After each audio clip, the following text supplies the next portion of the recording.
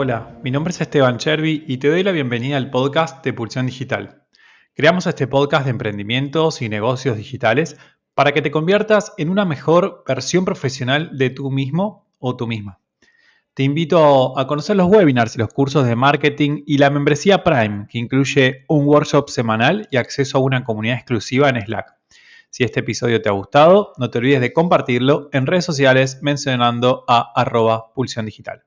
Por último, si quieres crear tu sitio web en un web hosting internacional con soporte rápido y personalizado, te recomendamos aneolo.com. Te damos la bienvenida a Pulsión Digital. Hola Sabina, bienvenida, ¿cómo estás? Muy bien, gracias por invitarme. Bueno, gracias a vos por aceptar la invitación, por sumarte a este nuevo episodio. Contale a la audiencia, contame a mí, contanos a todos, ¿quién sos? ¿Quién soy? Esa es una pregunta que me lleva a una reflexión muy profunda. O sea, ¿quién soy en lo profesional? Ahora me dedico al coaching. Previamente Ujú. estuve en Google unos 11 años y antes que eso estudié ciencia y tecnología de los alimentos, así que esa es mi historia profesional. Ahora como ser humano me veo como una eterna aprendiz. Qué bueno, ojalá que es una buena respuesta. Ojalá que todos, ¿no?, nos viéramos como eternos aprendices, porque en definitiva es lo que creo que mueve al mundo, ¿no? Poder aprender y mejorar, ser cada vez mejores Ujú, y crecer, ¿no? tal cual. Contanos sobre tus comienzos. ¿Cómo empezaste a meterte en todo lo que tiene que ver con tecnología, liderazgo, gestión de equipos? ¿Cómo empezó todo? Hubo dos grandes momentos. El primero, me había recibido de tecnología de los alimentos, estuve 1 año y medio en la industria y después estuve 6 meses sin trabajo. La verdad que tenía un súper promedio, así que pensaba que me iba a llevar el mundo por delante, por supuesto. Sí. Y en paralelo tenía un portal sobre alimentos donde tenía anuncios de Google. Así que ahí fue como mi primer acercamiento. Y justo cuando salió la oferta de Google para revisar anuncios, en paralelo salió para la industria de los alimentos y elegí la puerta desconocida, el camino desconocido. Y ese fue un gran momento. Y después me fui metiendo en tecnología, en equipos de ventas, consultoría en inversión digital.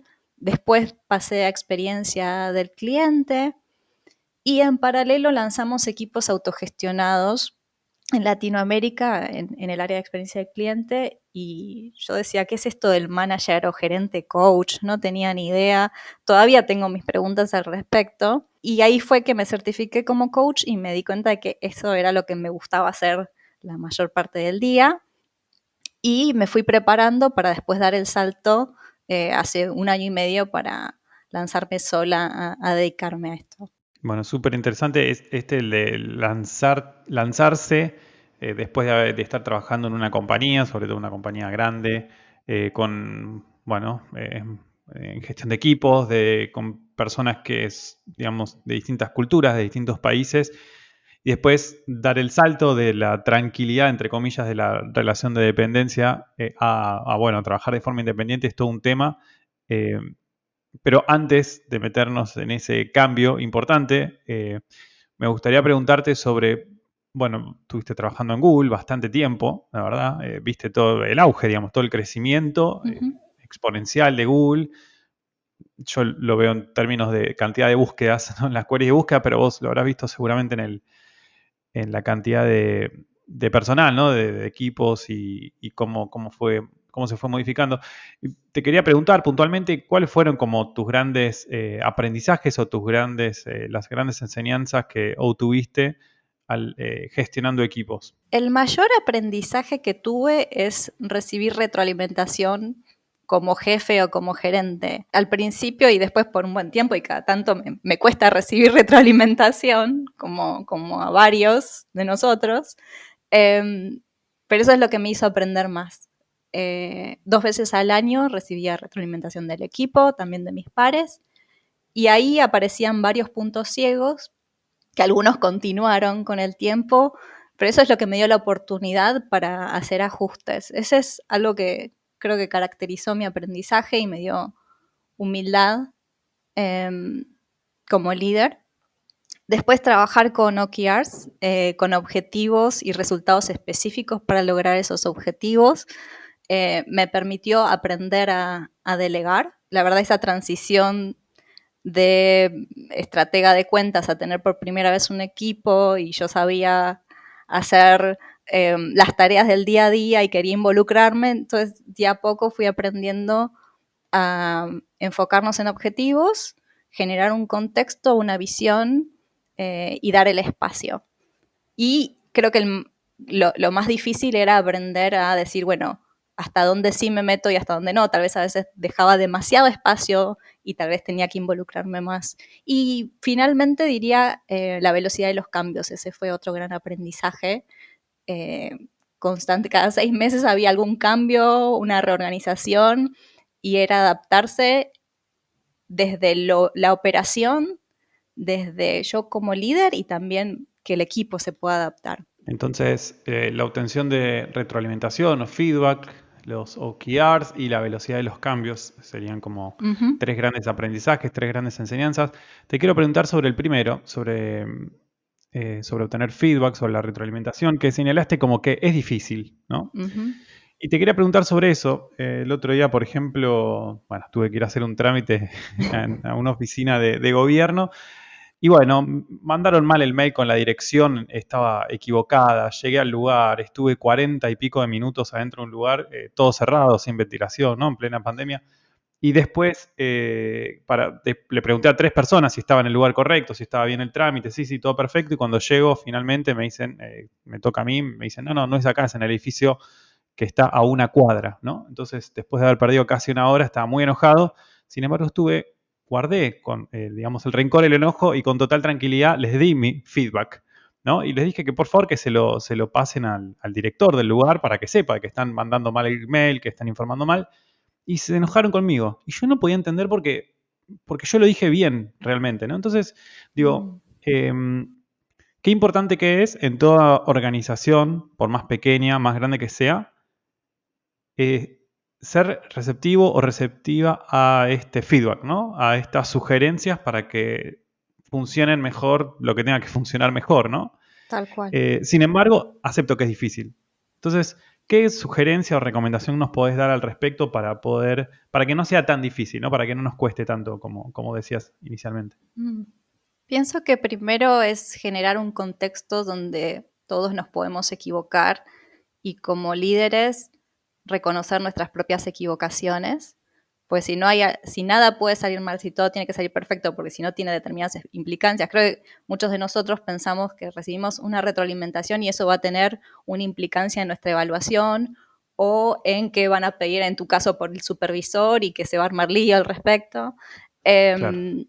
Entonces, primero generar un espacio seguro, que eso no quiere decir que no haya consecuencias, pero que las consecuencias sean específicas, sean tangibles, que se sepa si esto es para una evaluación o es para un desarrollo profesional, si hay un patrón o no.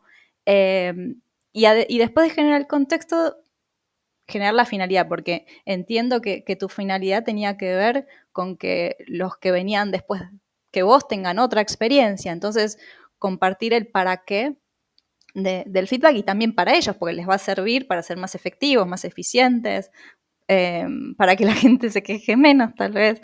Eh, Claro. y después decir exactamente qué cambiar en función de qué evidencias lo más objetivas posible y siempre para un futuro. Clarísimo, súper interesante.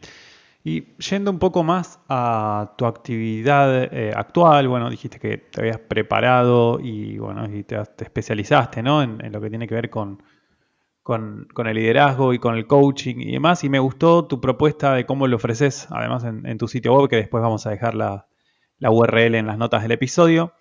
Eh, Quería preguntarte cómo definís el coaching y cuál es el impacto que puede tener el coaching en un líder y en un equipo. Yo veo el coaching como acompañar a alguien a lograr resultados deseados, con la particularidad de que como coach alumbramos puntos ciegos dentro de un área de influencia. ¿Qué voy con esto? No damos consejos, eh, sí alumbramos nuevas perspectivas, nuevas opciones que tal vez ya estaban ahí, probablemente los recursos ya los tenía la persona, y trabajar sobre lo que la persona realmente puede hacer y no sobre otra persona. Por ejemplo, supongamos que un líder dice no porque quiero que me entreguen los informes en fecha porque siempre se atrasan.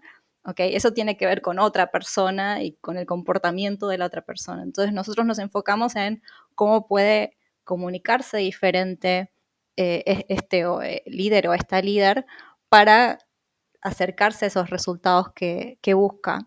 Y con respecto a qué nivel trabajamos es desde resultados a nivel de negocio, generar procesos para que se generen esos resultados de negocio. No podemos garantizar los resultados, pero sí generar las condiciones para que se produzcan. Después de relacionamiento, y cuando digo relacionamiento no me refiero a que nos llevemos bien, sino a cómo nos coordinamos y cómo generamos esta confianza de la que hablábamos antes para lograr esos resultados y que sean sustentables en el tiempo, porque tal vez, no sé, puede haber un coaching de resultados, pero si no trabajamos sobre la interacción entre los miembros del equipo, tal vez alguno se sale quemado y se quiere ir del equipo y se va rápido, o hay una tensión innecesaria.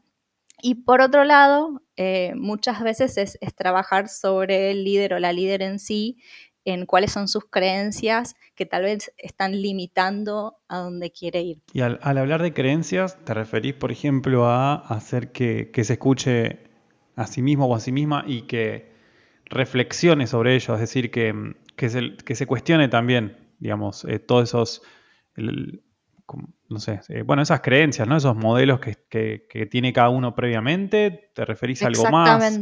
Exactamente.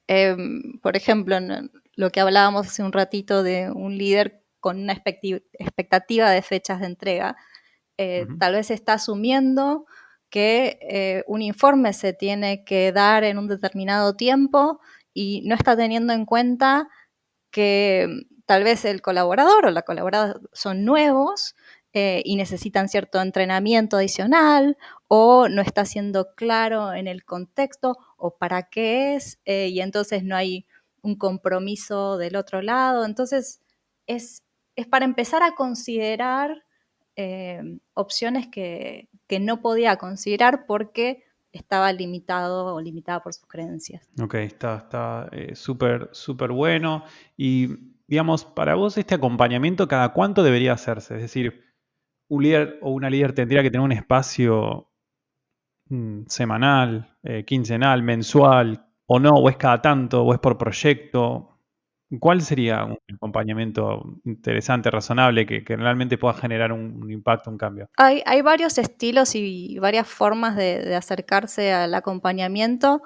En general, con coaching trabajamos con situaciones específicas. Por más que el elefante del problema a tratar sea enorme, lo cortamos en cachitos y trabajamos sobre ese pedacito. Entonces, pueden ser procesos cortos de 3 sesiones, 4 sesiones, o pueden ser procesos más largos porque el elefante más grande lo queremos abarcar de forma completa, y entonces tal vez son subunidades de procesos dentro de un proceso más largo. Y tiene que haber como una demanda por parte de quien ejerce el liderazgo, o no. Qué O buena puede que pregunta. no haya ningún problema y después aparece a medida que uno empieza como a preguntar. Es muy buena la pregunta porque hay una relación. Primero, ¿quién contrata al coach o a la coach? ¿Es el Mm, propio líder o es recursos humanos o el jefe del coach? Entonces ahí es incierto dónde está el inconveniente o la oportunidad, sí. porque tal vez quien lo necesita no es la persona objetivo, por decirlo de alguna forma. Entonces eso es excelente tu pregunta porque le da una capa adicional de complejidad. En general, si la persona, o sea, primero tenemos que tener el lujo de que la persona se dé cuenta de que tiene una situación que no está pudiendo afrontar. Y después el lujo de que quiera hacer algo al respecto. Así que estar muy agradecidos con quien quiere comenzar un proceso ya desde el vamos, desde el momento cero. Claro, está interesante esto que mencionás, ¿no? dependiendo de quién haga la contratación, Ujú. digamos, y los problemas que se quieran resolver, porque después inclusive pueden aparecer otro tipo de situaciones o inconvenientes, o mismo quien ejerce liderazgo quizás tiene otros objetivos, otros problemas para resolver que son distintos a quien lo contrató, ¿no? Entonces, claro, eso va generando capas de complejidad, ¿no? Entonces, Sí, bueno, más trabajo para el coach o la coach, en sí. Creo que definitiva. por eso es muy importante tener acuerdos claros y que Ujú, el acuerdo involucre a la parte que contrata e involucre a quien va a ser el objetivo, por decirlo de alguna forma. claro.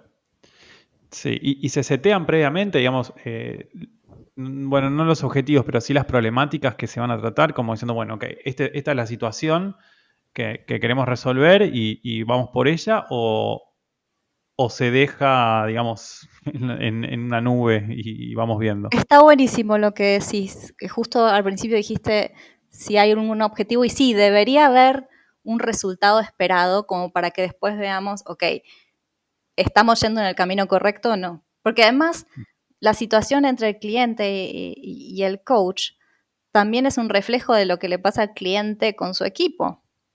Si no hay objetivos claros en una sesión de coaching, ¿cómo podemos esperar que haya objetivos claros con un equipo? Entonces, sí es importante ser ordenados, no, no dar una Ujú. estructura innecesaria adicional, sino tener un acuerdo claro y cómo nos vamos a dar cuenta de que llegamos a esos objetivos. Ok, muy bueno, muy bueno. ¿Y ahí existen, digamos, técnicas para liderar mejor? Me gustó, digamos, lo que dijiste inicialmente, ¿no? Esto de la cuestión de tener en claro el feedback, que el espacio tiene que ser seguro, digamos, seguro que tiene que haber una confianza, ¿no? En que ese feedback es tratado con el cuidado que se merece, ¿no?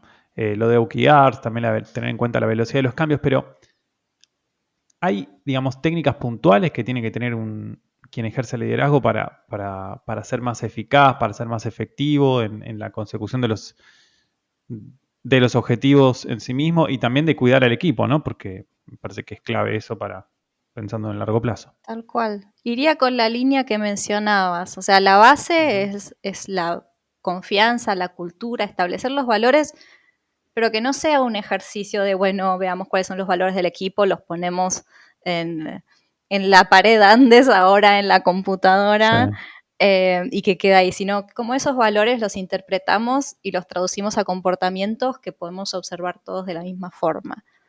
¿Y qué pasa cuando no estamos cumpliendo con lo que decimos que íbamos a hacer a nivel ujú, cultura, a nivel comportamiento? Y después está, ¿cuál es la estructura que generamos? Entonces, lo que mencionabas de objetivos, también asignación de responsabilidades. Entonces, si hay objetivos claros y se sabe quién es responsable de qué, después todo lo que está en el medio puede ser variable. A veces podemos involucrarnos más o menos como líderes en la toma de decisiones si sabemos todos dentro de un equipo a dónde tenemos que ir. Y creo que la habilidad del líder o la líder reside ahí, en saber cuándo enseñar, cuándo coachear, cuándo dar feedback y cuándo delegar. totalmente. Y hablando de esto de la habilidad del líder o de la líder, te quería preguntar sobre, en realidad no sobre el líder en sí mismo o la líder, sino sobre quién es coach, ¿no? Quién ejerce el coach. Eh, ¿Cuáles son como las preguntas, las dudas, las inquietudes, los desafíos que ves más frecuentemente en los clientes con quienes trabajas? Últimamente aparece seguido esto del delegar, ¿no? Entonces digo, no estoy pudiendo delegar, ¿no? Entonces, como el cliente trae, no estoy pudiendo delegar y después empezás a escuchar y decís, ok, ¿qué estructura está generando para que eso suceda? ¿O está contratando a las personas para no delegarles? O sea, ¿está teniendo patrones de conducta o formas de actuar que hace que siga sin delegar? ¿Realmente quiere Claro. dejar de delegar? Entonces, primero es chequear cuán entusiasmado está con ocupar el espacio que necesita ocupar para llevar al equipo al próximo nivel. Es decir, si está muy metido en el día a día y no está pensando en qué es lo próximo, cuáles son los riesgos o cuáles son las oportunidades, es conectar con ese futuro que ya está ahí porque hay oportunidades emergiendo. Así después lo otro es una consecuencia, además de generar que la otra persona tenga las habilidades adecuadas para absorber lo que le pueda dar. Interesante, súper interesante. Y ya estoy un poco como cansado también de tema pandemia, ¿no? Pero no puedo, Yo sí, creo que también. estamos todos agotados, ¿no? Ya no podemos más, la verdad, la verdad. Pero no puedo evitar tocar este tema porque nos atraviesa a todos, obviamente. Entonces, quería saber si vos viste que, bueno, seguramente sí lo viste, pero la pregunta entonces es, sí, si viste, digamos, cambios importantes en el manejo de los equipos, obviamente al trabajar de forma remoto y en un contexto de pandemia, ¿no? Digamos, en el cual quienes son padres, madres, no pueden llevar a sus hijos, sus hijas a las escuelas, a los jardines y tienen que estar con ellos 24/7, al mismo tiempo trabajar y al mismo tiempo cuidar de la casa, digamos, son como muchos trabajos en paralelo, simultáneamente. Y eso genera, por supuesto, problemas, obviamente a nivel personal, pero también a nivel profesional, que es más sofisticado, más difícil. Me imagino que la gestión también, bueno, cambia, ¿no? Del líder, por supuesto, pero a la hora de gestionar a sus equipos, pero ¿viste algunos comportamientos, algunos patrones similares en distintos equipos con el advenimiento de la pandemia?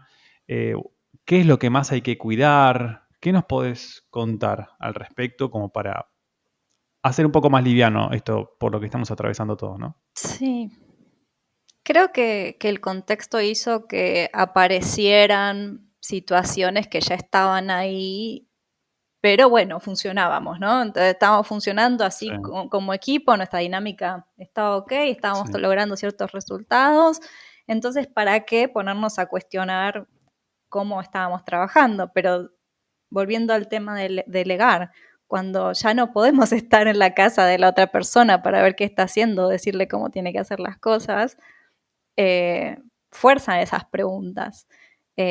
Lo mismo con generar confianza. ¿Cómo genero? Hay muchos equipos que se conocieron durante la pandemia, muchas contrataciones que sucedieron durante la sí. pandemia y nunca se vieron en persona. ¿Y cómo hacemos para generar esas situaciones casuales donde conocías a la otra persona? Algunos lo que empezaron a hacer son ciertas videoconferencias sociales, pero trascendiendo eso, ¿cómo nos conocemos Sí. a nivel humano sin eso casual que sucedía? Qué difícil, sí, súper difícil, porque ahí es donde también se construye cultura, donde uno se empieza a vincular, ¿no? con los demás. Y a la hora de trabajar, por lo menos en las culturas, las nuestras, las latinas, digamos, ¿no? Ujú. Tanto de Latinoamérica como también en España, cuando alguien conoce a un compañero o compañera de trabajo, cuando conoce algún aspecto personal, después en lo profesional se trabaja también mejor, ¿no? Como con un panorama, con un nivel distinto de profundidad. Está Tal bueno cual. también. Y claro, esto es mucho lo que se perdió, ¿no? Trabajando 100% remoto.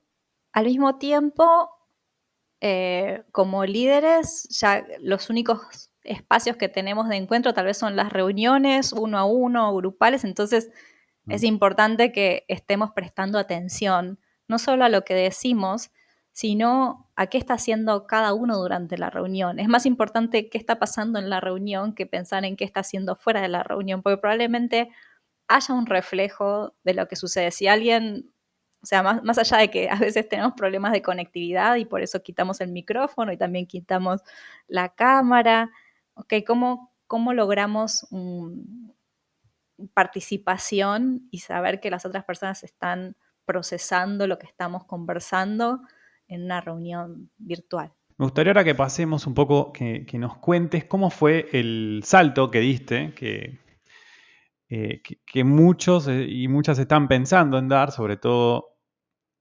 pandemia, en época de pandemia, porque bueno, porque uno sí puede trabajar a distancia y puede moverse de pronto a otra ciudad u otro lugar y trabajar de forma independiente, ¿por qué no hacerlo? O por el motivo que sea, porque de pronto uno llegó a determinado nivel, a determinado techo de alguna manera y decide, bueno, reinventarse, ¿no? Se redescubren otros aspectos de uno mismo y explorando otras oportunidades se da cuenta que puede empezar a trabajar de forma independiente. ¿Nos podés contar un poco cómo fue ese proceso de ese salto? Mm. todavía siento que sigo saltando, pero Seguimos, estoy como, seguimos en el como que aire. sí, sigo en el aire, no sé cuándo Sí, será el aterrizaje. El primer, o sea, lo primero que empezó a pasar fue antes de siquiera pensar qué quería hacer. Era una incomodidad sobre saber, ok, cómo iba a seguir mi futuro de acá a 5 años si continuaba en el camino que estaba. Eh, entonces, lo primero fue visceral. Tuve otros momentos en mi carrera que decía, bueno, no quiero esto, me quiero ir. Varios momentos. Creo que muchos de nosotros estamos a veces cansados o nos tocó un jefe que no nos gusta o compañeros que no nos gustan o un trimestre muy difícil que decimos, bueno, largo todo, pero es resistir también todas esas otras veces ese impulso para ver, ok, qué hay atrás de esto? O sea, si dejo esto, ¿qué es lo que quiero? Entonces esta vez fue algo visceral diferente, no fue un disgusto, sino fue, ok, hay algo que sé que si sigo así al futuro me va a llevar a un puerto que no quiero. Sabiendo eso decía, bueno, ¿a dónde quiero llegar?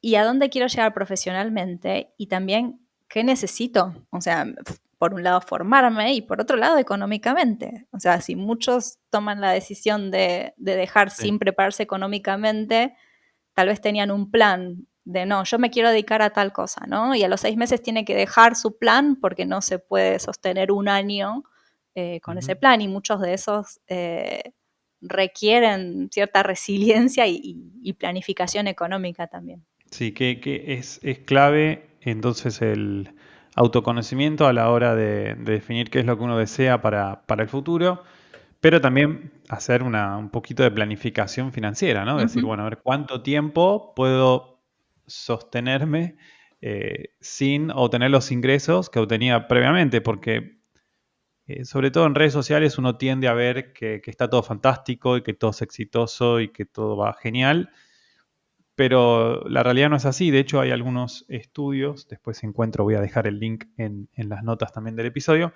que señalan que, bueno, que trabajando en relación de dependencia, digamos, uno gana más, sobre todo inicialmente, que Ujú. si uno trabaja de forma independiente o como emprendedor. Después llega un punto en el que, en algunos casos, sí se logra superar ese límite, digamos, de ingreso. Entonces uno puede empatar y superar lo que ganaba antes, por supuesto.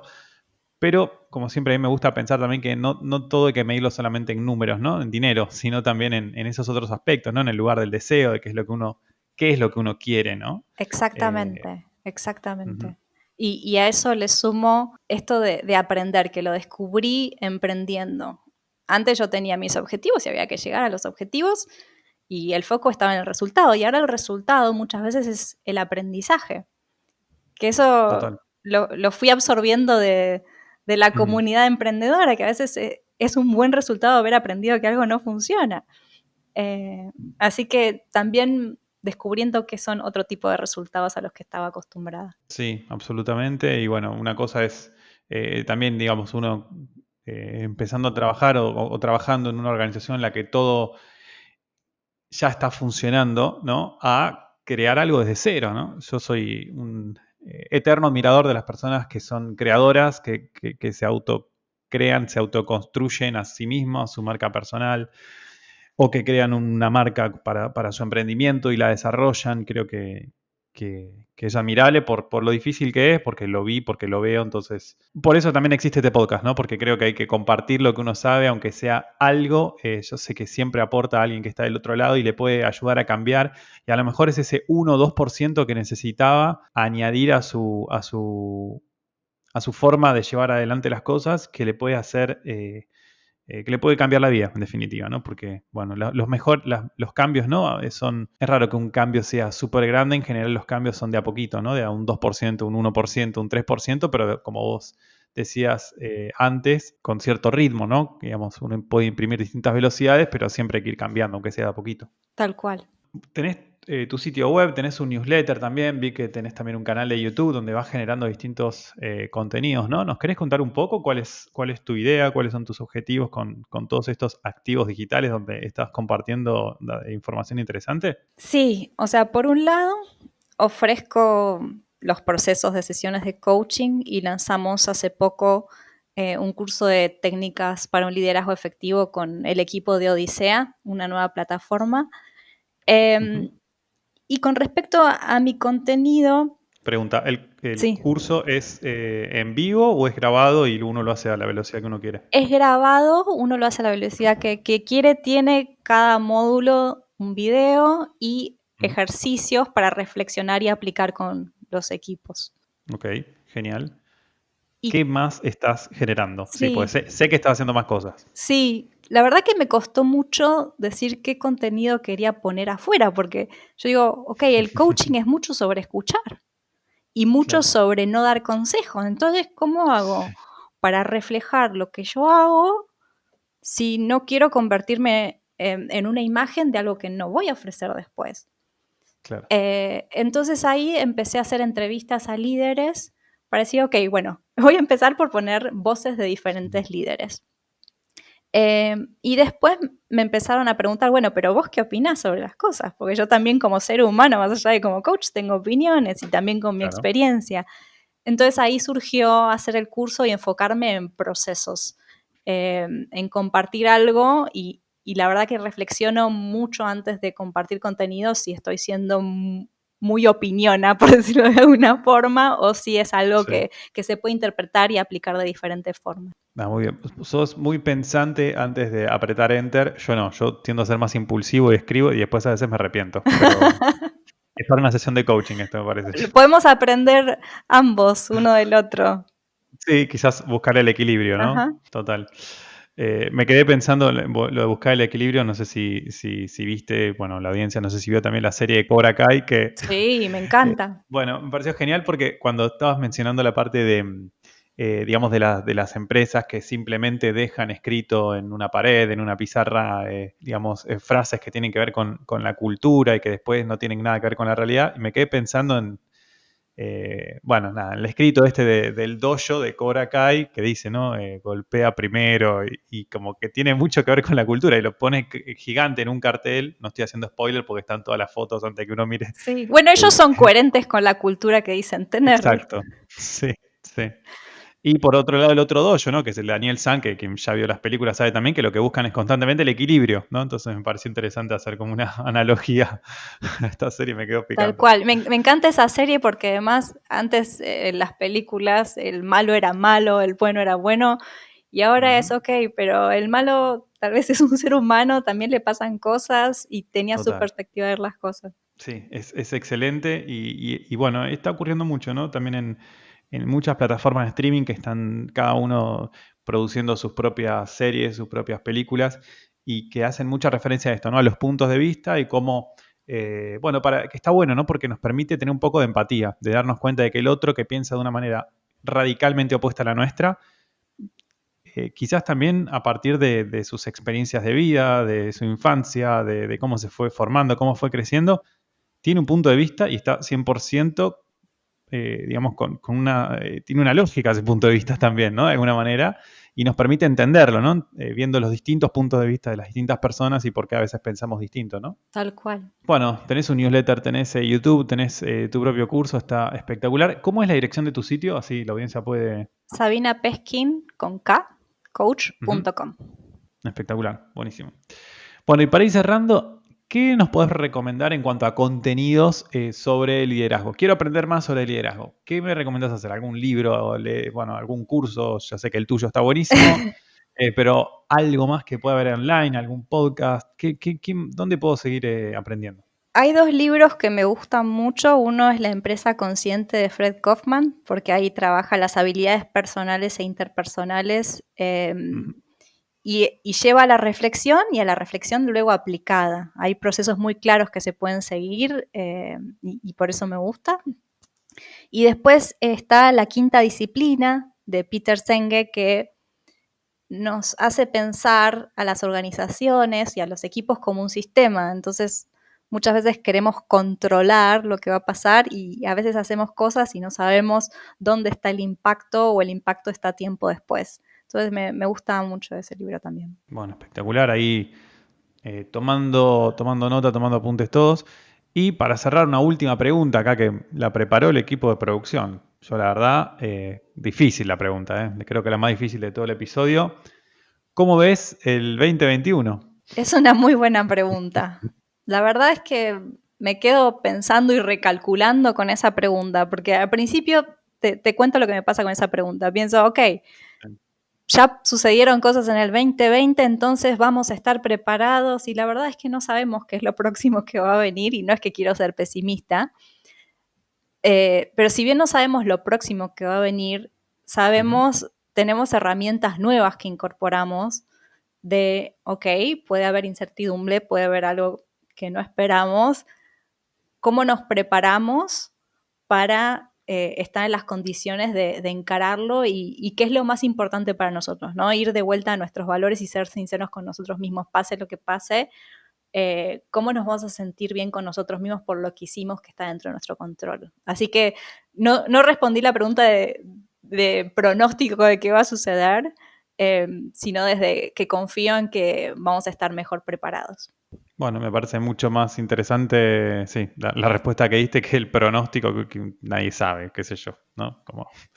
Pero bueno, prepararse siempre, tener en cuenta el propio deseo, autoconocerse, tener por lo menos un norte, creo que es la clave. Sabina, muchísimas gracias. ¿Algo más que le quieras decir a la audiencia? Cualquier cosa. Muchas gracias a vos. La verdad que yo había escuchado otros episodios de este podcast y aprovechen los otros también. Sabina, gracias. Excelente año y bueno, seguimos conectados por redes, sitio web, mail, por todos lados. Igualmente. Abrazo grande, gracias.